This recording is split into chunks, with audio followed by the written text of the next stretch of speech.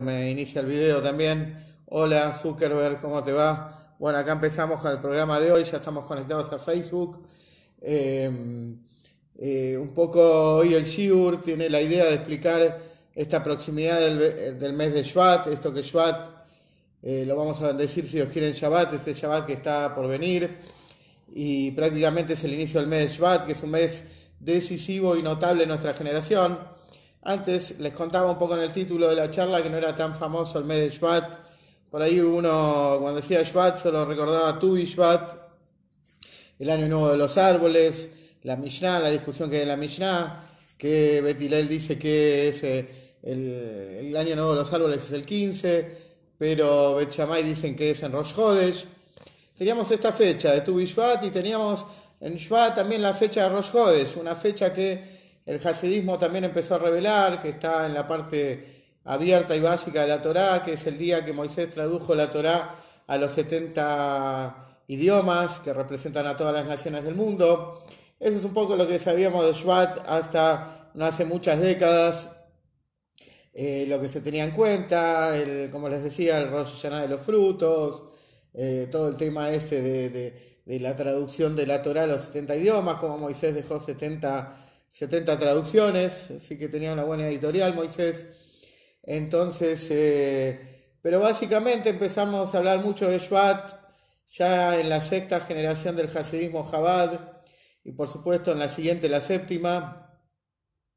Y más que nada, en nuestra generación el Rebbe empezó a revelarnos todo lo que la Torá habla de Shvat.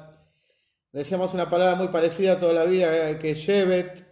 Shevet es cetro y Shevatim también son tribus, que se escriben de la misma manera. ¿Sí? Hola Eliau, hola, estaba Rubén por acá, se va sumando. Ven Rubén ahí la facha marplatense con la bandera de Mashiach, que parece no sé si es una bandera de mar dudoso de Mar de Plata, porque es amarilla, parece el mar está ahí un poquito rojo, por ahí no están las olas muy fuertes, pero no, es la bandera de Mashiach, no es la bandera de la playa. Entonces, ¿cómo se llama? Les contaba que hablar de Shvat era hablar un poco de estas cuestiones. El hasidismo nos empezó a revelar un versículo que leímos hace 2 semanas. Lo de Azur Shevet Miudá, no será apartado el cetro de Yehuda. En cada generación, no importa lo que le pase al pueblo judío, va a haber un cetro, va a haber un gobierno, un descendiente de Yehuda, que es donde está la dinastía real, la monarquía en Israel, el poder delegado de Hashem en nuestro pueblo. Y si bien hubo momentos que la dinastía estuvo abierta, a partir de David, ya en el segundo templo no la vimos tan abierta, pero la volvimos a ver con toda intensidad cuando empezó la diáspora, en los líderes del Galut, del exilio hasta nuestros días, y tal como dicen los Rebeim, el Rebe Rajab, quinto Rebe de Chabad, que dice abiertamente y sin ningún tipo vamos a decir, de autocensura, somos descendientes de David, dice el Rebe Rajab, descendemos del rey David, todos los rebes. Pero básicamente todo este tema yo quería empezarlo de un pequeño Rashi que hay, que ayer se estudió en el Humash, en Parshat Vairá, cuando el creador, Hashem, le empieza a contestar a Moisés. No, Moisés había terminado mal, Shemot. Incluso la mente de Moisés, el tipo más sabio, el judío que recibió la Torá, la mente más abierta y gigante de la historia, solo superada y empatada por el Mashiach, no entiende qué le está pasando por los judíos, hasta tal punto que le dice a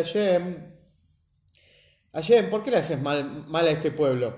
Desde que yo anuncié la redención, desde que anuncié mi llegada y mi función al pueblo judío, las cosas empeoraron, todo se empeoró, me dijeron que viene, le dije al pueblo judío que viene Mashiach, porque Moisés se llamaba el primer Mashiach, así lo llama la Torá, Mashiach Rishon, y lejos de venir la redención se pudrió todo.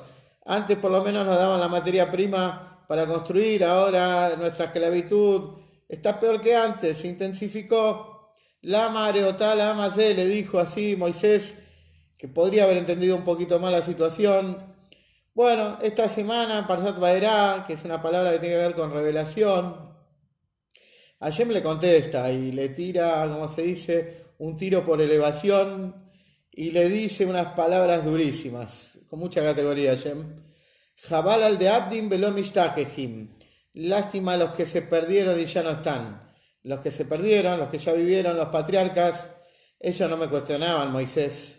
Se fumaron todo, se bancaron todo y jamás me cuestionaron, jamás me dijeron, ¿por qué haces mal? ¿Por qué me haces mal? Entonces vos te estás quejando, vos no podés decodificar esto. Y Hashem le empezó a contestar que todo lo que estamos pasando, este supuesto agravamiento, este ocultamiento que estamos viviendo en los últimos minutos del exilio, es porque se viene una revelación divina de una magnitud que ni los patriarcas conocieron. En base a esto, a esta diferencia que nosotros encontramos acá, en Rashi, ¿no? Rashi es un gran Google en la Torah oral. Rashi hizo el trabajo, nos ahorró el trabajo a todos los judíos, él mismo googleó cuando no existía Google toda la Torah oral y explicó los versículos. Rashi dice estas palabras, lástima a los que se perdieron los patriarcas y ya no están, ¿sí? Y a partir de esta mención de Rashi es que el Rebbe hace 30 años, en una semana como esta, fin de diciembre, ¿sí? Del 91, principio de enero del 92, 30 años atrás, el Rebbe empieza a hablarnos de 3 momentos de la historia y de 3 situaciones del pueblo judío, pero de una manera muy global, muy amplia al principio y después muy particular al final. Porque si dividiríamos la historia, a grandes rasgos diríamos el pueblo judío antes de la entrega de la Torá, o sea, los patriarcas, las tribus, otra vez la palabra Shevet, Shvat, Shevatim, otra vez la misma palabra dando vueltas. O sea, primera época de la historia antes de la entrega de la Torá, donde como muchas veces estudiamos en el hasidismo, la Torá y las mitzvot eran volátiles, todavía no se incrustaban en la materia, todavía no producían ese cambio que iba adecuando esta existencia física en una morada para Dios. Y esa es una primera época de la historia, antes de la entrega de la Torá. Después hay una segunda época que es después de la entrega de la Torá, cuando la información divina, la Torá empieza a hacer efecto en la existencia, porque se entregó, como se llama el nombre del acto de transmisión del conocimiento divino, Matán Torá, entrega de la Torá. Las mitzvot empezaron a hacer efecto también en la existencia, ¿sí? Cada vez más dando la posibilidad de poder instalar la revelación de la presencia de Hashem en el mundo, no como sucedió en el mundo previo a el mundo del caos, Tohu, que duró un suspiro, porque la revelación divina era tan intensa que no había todavía una estructura para sostenerla, y como el plan de Dios es que todo lo hagamos nosotros por nuestra iniciativa, esfuerzo personal, y no seamos planeros espirituales, que no tengamos planes del gobierno celestial, sino que las cosas las ganemos con dignidad, es que Hashem nos entregó la teoría de las mitzvot para que por nuestros medios podamos construir la estructura por la cual el mundo resista a la revelación divina, como muchas veces estudiamos que esto se vio en la entrega de la Torah mismo, ¿no? Es decir, la Torah y mitzvot, esto es lo que representa la segunda época de la historia. Y la tercera época de la historia, la definitiva, por supuesto, es la era del Mashiach, lo que se llama Yemot HaMashiach, que es básicamente, ¿sí?, la eternidad, lo que se conoce como el séptimo milenio, la eternidad, que de alguna manera se le pone un nombre para aproximarlo a nuestro entendimiento, que nosotros todavía estamos con factores y variables y números finitos y mundanos, y estamos por entrar a una categoría de eternidad, a otra matemática que nada tiene que ver con la actual. Pero a grandes rasgos estos son los 3 periodos de la historia, repito, antes de la entrega de la Torá, luego de la entrega de la Torá y la eternidad, la era del Mashiach. Entonces, yendo hacia esto, el Rebbe empieza a desarrollar un poquito la idea de qué se trata esta cuestión del mes de Shvat. Les decía que Shvat tiene que ver con cetro y tiene que ver con la eternidad del liderazgo de Israel, de cómo se mantiene en la existencia justamente esta dinastía real de Israel, cómo los reyes de David continuaron en la historia, cuando no fue a través de los reyes, a través de los líderes del exilio o a través de los sabios. En el hasidismo esto se instala a través de los rebes. Por eso siempre contamos que la ley de Maimónides, en su libro de Reyes, en su Ilhot Melahim, su capítulo Leyes de Reyes, él habla primero si se va a instalar un rey de la casa de David. Es decir, primero, antes que venga Mashiach, se instala la monarquía, vuelve de alguna manera la monarquía, y Miamot Melech dice. Una cosa interesante que estudié con un amigo en Shabbat a la tarde, ¿sí? Pongo un paréntesis acá, que justo se acuerdan que el viernes fue el aniversario de Maimónides, que vivió, de acuerdo a los cálculos, él nació víspera de Pesaj del año 1134, algo así, y falleció el 20 de Tevet, este viernes, del año 1204. Casi 70 años vivió. Para los 70 años, ¿sí? El Rebbe dice, faltaban 83 días para que cumpla los 70 años. Dice el Rebbe, ahí es un pie de nota, en la Sijá de Shemot del año 5752. ¿Saben cuántos temas codificó? ¿Sí? ¿En cuántos capítulos y secciones dividió el Mishneh Torah Maimónides? En 83. Justo los días que le faltaban para cumplir los 70 años. Como los sabios, vieron cuando estudiamos del Mittel Rebbe que nació y se fue el mismo día, y cómo los años de los tzadikim son perfectos. Miren cómo Maimónides completó los 83 días que faltaban a sus 70 años, tanto que el Rebbe habló ahí del Rebbe anterior, que también sobre 70 años, y Rebbe Elazar Ben Azariah, 70 años, todo el tema que nos referimos la semana pasada. Pero básicamente, volviendo a lo de hoy, el Rebbe empieza a hablar de que este Shabbat nosotros bendecimos el mes de Shvat, que tiene que ver justamente con la monarquía, el cetro en Israel, y como esto nunca se apartó en la historia. Y por eso la trascendencia de este mes en el pueblo judío, cuando, como les decía al principio, de Shvat lo único que teníamos era el año nuevo de los árboles, la mención del principio del mes, que fue cuando Moisés tradujo la Torá, pero ya en la generación anterior sucede una fecha trascendental, que es el 10 de Shvat. En 1950, el Rebbe anterior tuvo su desaparición física del mundo, y un año después nuestro Rebbe asumió el liderazgo judío. Y si bien uno podría pensar que uno está magnificando lo que son los Rebbes o lo que es Chabad, cuando uno nada más palpa lo que es la realidad y ve la evolución del pueblo judío en las últimas décadas, descubrimos un movimiento descomunal como casi no existió en la historia del pueblo judío, un retorno masivo a las fuentes. En todas partes del mundo los judíos renacen increíblemente y a cantidades. Es un renacimiento increíble del pueblo judío, y este fenómeno se da justamente comenzando en un hito en el mes de Shvat, el mes del cetro, el mes que tiene que ver con el liderazgo espiritual del pueblo judío, que se revela con toda su intensidad en las últimas 2 generaciones, como si fueran las Sefirot, serían Yesod y Malhut, ¿sí? El Rebbe anterior y nuestro Rebbe.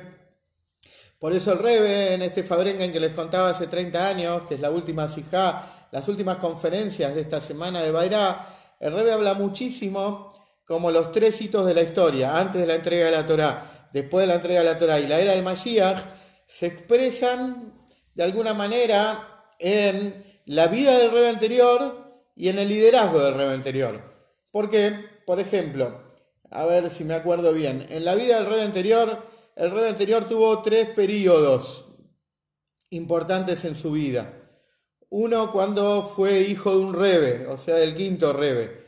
Y siendo hijo de un Rebbe fue nombrado con 17 años el director de la Yeshivá de Chabad cuando se fundó el primer Tomjet Mimim en la ciudad de Lubavitch, que fue, como estudiamos alguna vez, un momento importante en la historia. Increíblemente hasta ahí Chabad no tenía una yeshivá. Si bien tenía centro de estudios, no había una yeshivá formal, una academia donde se estudia el Hasidut, el interior de la Torá, que el desarrollo del interior de la Torá es lo que trae el Mashiach, como aprendemos desde el Baal Shem Tov. Increíblemente surge en una época donde hay un bombardeo cultural terrible contra la sociedad y el pueblo judío en particular, que esto se dio muchas veces, y como se está dando ahora en la actualidad, un bombardeo mediático de todo tipo contra la moral, contra la ética, contra toda la perversión humana, trata de instalarse por todos los medios de prensa o por los gobiernos, como vemos en los últimos años. Y la yeshivá de Chabad surge en un momento donde el iluminismo y ese pseudomodernismo estaba tratando de abatir la creencia pura en Hashem, en la Torá, como sabiduría de Hashem, las mitzvot como su voluntad, y surge en un momento especial. Bueno, esa es la primera etapa de la vida del Rebbe anterior, que es como la etapa antes de la entrega de la Torá. Después el Rebbe describe la segunda etapa del Rebbe anterior, cuando él asume como Rebbe en 1920. Él fue Rebbe 30 años, entre 1920, el 2 de Nisan, y 1950, el 10 de Shvat, donde como todos muchos de acá saben, él dejó un legado para el Shabbat que partió del mundo, dejó un fascículo con 20 capítulos llamado Bati Leganí, Miriam Jardín, donde se describe el objetivo de la creación y la proximidad que tenemos al cumplimiento del objetivo de la creación, con lujo de detalles, algo que el Rebbe se encargó de enseñar muchas veces durante todos estos años y seguimos estudiando de forma profunda toda la serie de Mamarim, de discursos hasídicos Bati Leganí. Y el Rebbe también habla de que hay la tercera fase de la historia del Rebbe anterior, es a partir de su Istalkut, a partir de 1950. Y dentro de la vida del Rebbe anterior mismo, todo este periodo, ¿no? Toda esta cuestión. ¿Por qué les cuento esto? Porque en la Torá, en el interior de la Torá, más en la Kabbalah y en el hasidismo, hay un debate sano, por supuesto, sobre qué momento de la historia es más fuerte.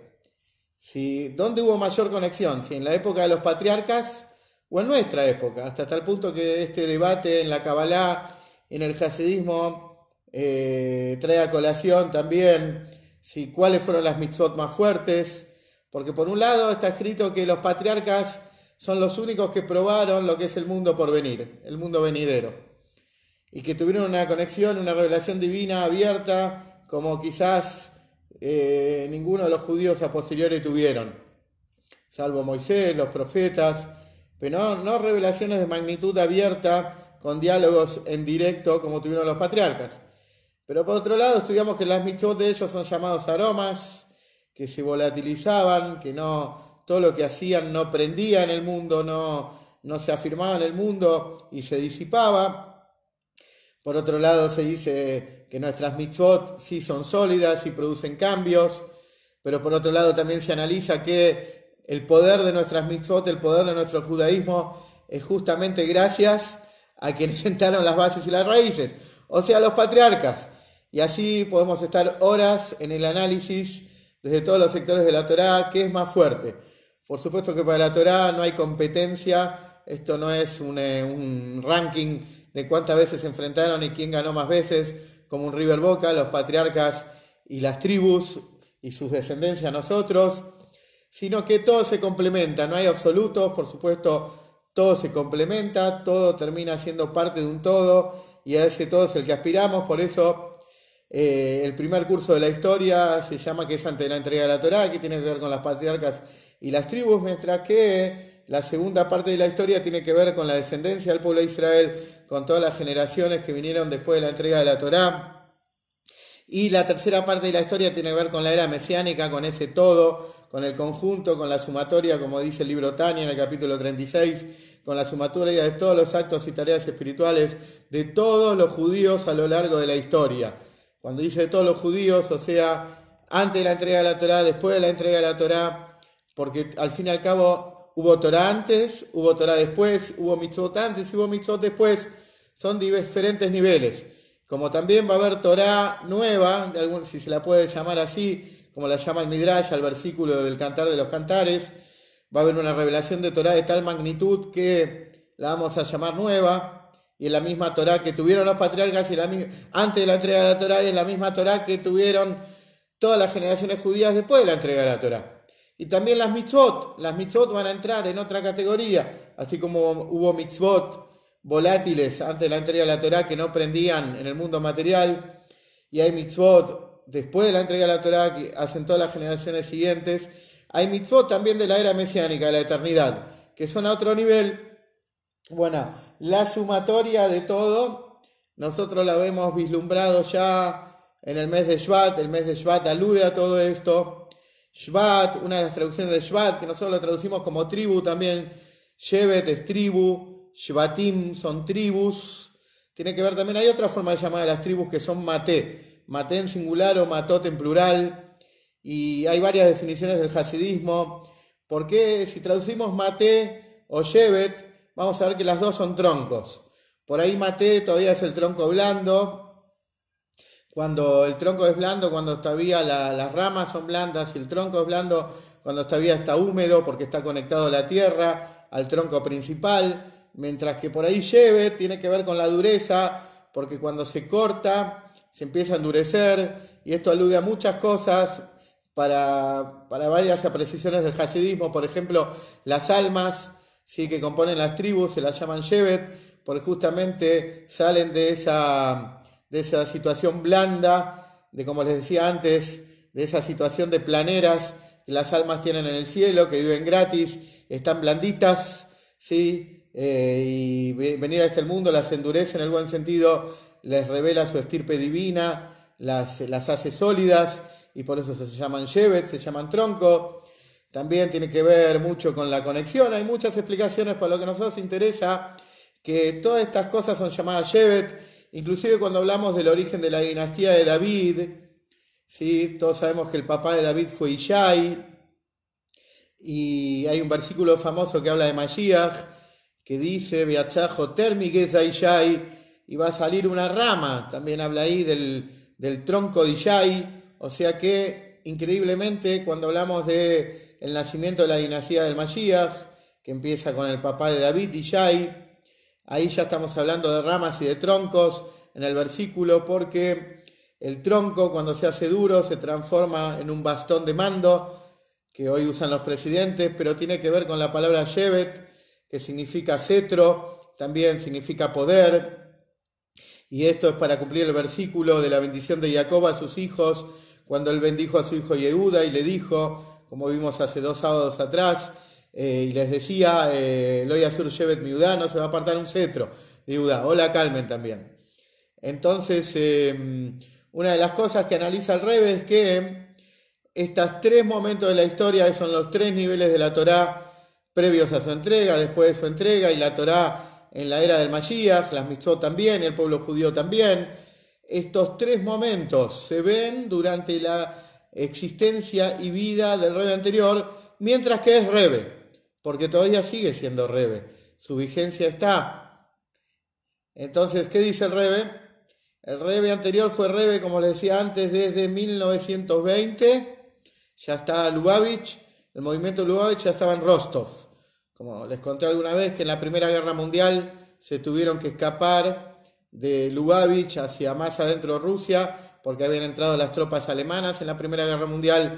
Lubavitch está en la frontera con Belarus, a muy poquitos kilómetros de la frontera con Belarus, pueden ver en Google Maps, está ahí nomás, casi pisando Rusia, entrando a Rusia Blanca, que ya es mucho más al oeste. Entonces se tuvieron que escapar y a Rostov. Por eso el Rebbe habla de que el primer tramo de la historia del Rebbe anterior, durante su propio liderazgo, son los años que estuvo en Rusia, antes de la entrega de la Torá, figuradamente, que son años durísimos, bajo el comunismo, bajo la persecución, bajo los asesinatos masivos, deportaciones de judíos, persecuciones crueles, traidores y todo tipo de cosas que se mantuvieron prácticamente hasta el año 1989. Los judíos vivieron situaciones trágicas y difíciles. Estaba leyendo a Shabbat ayer, falleció un Hasid la semana pasada de apellido Mishulovin, tío del que vive en Buenos Aires, que vivía en Los Ángeles, pero él vivía en Rusia, vivía refugiado en Samarkand, que es una ciudad de los países que terminan con Stan, Uzbekistán y todos los Stan de esa zona, cerca de Afganistán también, toda esa zona islámica. Y realmente héroes judíos, él pudo salir en 1971, consiguió un permiso para salir de la Unión Soviética. ¿Pero por qué les cuento esto? Porque estos fueron los primeros años de la vida del rey anterior, hasta que fue expulsado de la Unión Soviética, como todos saben, después de su liberación, en el año Peijes, al otro día de Simchat Torah del año 1927. Después, eso sería antes de la entrega de la Torá para el rey anterior. Esos años de tormento y sufrimiento terribles. Después, el Rebbe habla de que la segunda parte, lo que sería a partir de la entrega de la Torá del Rebbe anterior, son los 10 años prácticamente desde que él estuvo en Polonia. Cuando decimos Polonia, no es solo el nombre de un país, que representa, como el Rebbe se encarga de explicar en el Fabrengen de este Shabbat, al judaísmo emocional. Todos saben que Shabbat es el judaísmo intelectual, Jochma, Binah y Dat son los atributos intelectuales, es lo que apunta a la redención, los 3 territorios que todavía no fueron entregados de la tierra de Israel, la superación del servicio espiritual, salir de las emociones, empezar a trabajar en un terreno intelectual. Pero la mayoría del hasidismo está basado no en Jochma, Binah y Dat, sino en Gesed, Geburah y Tiferet, que son las 3 primeras midot, las 3 primeras emociones del alma. Ese hasidismo emocional también es llamado el hasidismo de Poilin, el hasidismo de Polonia. Todos saben que Poilin, Polonia, significa acá estamos de paso, acá vamos a pernoctar, ¿sí? Como le pusieron los judíos a ese territorio cuando llegaron, cuando los polacos eran 100% analfabetos, los judíos le pusieron nombre a ese territorio y, como saben, las primeras monedas fueron en hebreo. Tal era la brutalidad de esa población hasta hoy en día. Entonces, el punto es que esos años el Rebbe hizo realmente un trabajo increíble de cómo el hasidismo Chabad se transmitió a un lugar donde reinaba el hasidismo emocional, un hasidismo distinto al nuestro, muy distinto al hasidismo Chabad. Entonces fueron años de que sucedieron fenómenos espirituales muy grandes, mientras que el Rebbe anterior estuvo en Polonia, y el Rebbe describe después la tercera parte del liderazgo del Rebbe anterior, fue cuando estuvo en los Estados Unidos, que también el Rebbe anterior generó algo muy fuerte, pues los judíos vivían con la frialdad americana, cada vez asimilándose más, diciendo que ya en América todo era distinto y que atrás quedó la vieja Europa en términos espirituales, y el Rebbe anterior demostró que no era así, y realmente hizo renacer dentro de las cenizas al pueblo judío, convirtiéndose Estados Unidos y Nueva York principalmente en el centro de la vida judía, en la central de luz espiritual que va hacia todo el mundo. Como todos sabemos, es un tema que vale la pena repetirlo, lo que significa el 770, el lugar del Rebbe. Pero el Rebbe se refiere, como les decía antes, a estos 3 periodos globales realmente, y habla de que en lo que es la vida global del Rebbe anterior, su antes de la entrega de la Torá es cuando él trabajaba para el Padre, su después de la entrega de la Torá es cuando él fue Rebbe, y la era del Moshiach en el Rebbe anterior somos nosotros. Es decir, nosotros que somos la última generación del exilio y la primera de la redención, somos una parte que integra la vida del Rebbe anterior, porque hay una conexión directa de la Sefirá Yesod, que es el Rebbe anterior. ¿Qué hace la Sefirá Yesod? Recibe los potenciales de todas las anteriores, ¿sí? Como si fuera una olla, recibe la cebolla, vamos a hacer un cholen, calmen, recibe la cebolla, los porotos, la cebada, la carne, la pimienta y la papa, los aglutina dentro de la soya y lo cocina para ser entregado después a Malhut, a los platos de los comensales, acá Shabbat al mediodía. Entonces, si Yesod es el Rebbe anterior, y Yesod y Malhut funcionan mancomunados las últimas 2 generaciones. Por eso el Rebbe habla de la vigencia del Rebbe anterior, lo llama su Rebbe y lo llama líder de nuestra generación, porque la vigencia de Yesod no se termina. Yesod y Malhut trabajan en continuado, son 2 sefirot muy especiales, muy distintas a Gesed, Geburah, Tiferet, Netzach y Hod. Los últimos 2 Rebbes son muy especiales. Por eso todo Hasid sabe que el Rebbe anterior es Mashiach ben Yosef y nuestro Rebbe es Mashiach ben David, que son los que definitivamente traen la presencia divina de nuevo de manifiesto al mundo. Por eso el Rebbe dice que la tercera parte, la era del Mashiach en el Rebbe anterior, somos nosotros, porque nosotros tomamos de Yesod, tomamos todo lo que sembró el Rebbe anterior. Yesod es base, o mejor traducido, sentar las bases, es el basement, el basamento, donde se coloca toda la estructura definitiva que va a traer Malhut con la redención. Así que bueno, esto es un poco la relación que vamos a continuar con la clase de que viene, si Dios quiere, ya en Yerushalayim, con la Geule. del mes de Shvat y por eso lo nombramos antes, porque ya estamos dentro de los 30 días de Yud Shvat y ya estamos estudiando el Bat y Leganí y ya estamos preparándonos para el gran día 10 de Shvat, que es la mancomunión del Rebe anterior con nuestro Rebe, esa fusión entre Yesod y Malhut, que de alguna manera recordamos y prendemos una velita por el Rebe anterior, pero nos alegramos por el surgimiento de nuestro Rebe, que es quien trae la redención, y por eso es que queremos mencionar ya el mes de Shvat tan temprano, cuando todavía ahora está empezando, si Dios quiere, esta noche, todavía es de día, falta para que se ponga el sol, pleno verano acá, falta todavía como una hora para que se ponga el sol y sea 24 de Tevet recién. Pero ya estamos en camino de Shabbat Mevarchim Shvat, ¿sí? De este mes del cetro, el mes del poder yudí, donde los yudim revelan su, ¿cómo se llama? Justamente su pertenencia a la casa de David. Bueno, saludo a los que están en Facebook. Hasta la próxima, el próximo lunes a la misma hora.